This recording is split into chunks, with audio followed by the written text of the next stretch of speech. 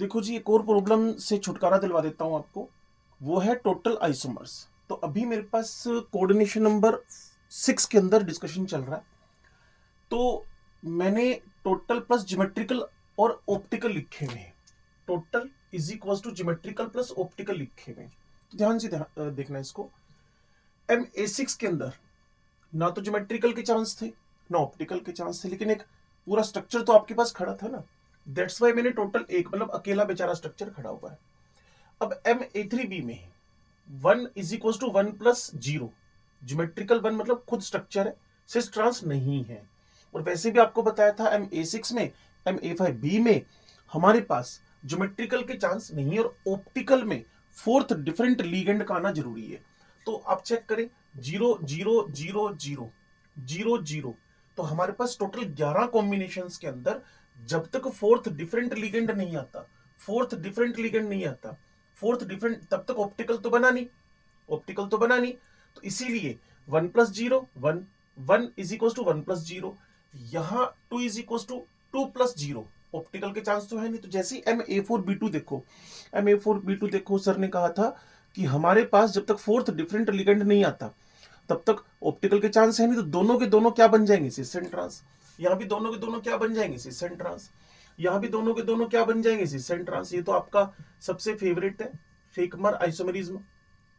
यहां भी तीनों के तीनों क्या बन जाएंगे, सिस एंड ट्रांस आइसोमर्स।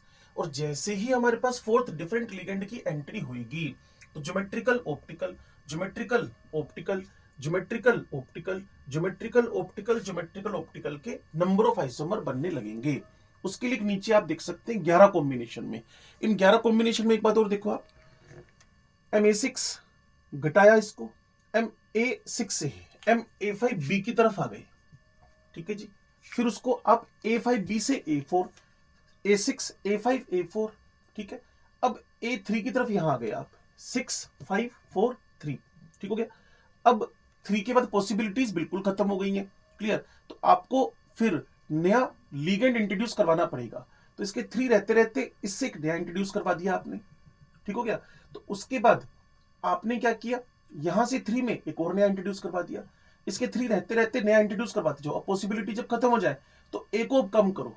ए को कम किया 2B2C2, कम किया B2CD, कम किया BCDE।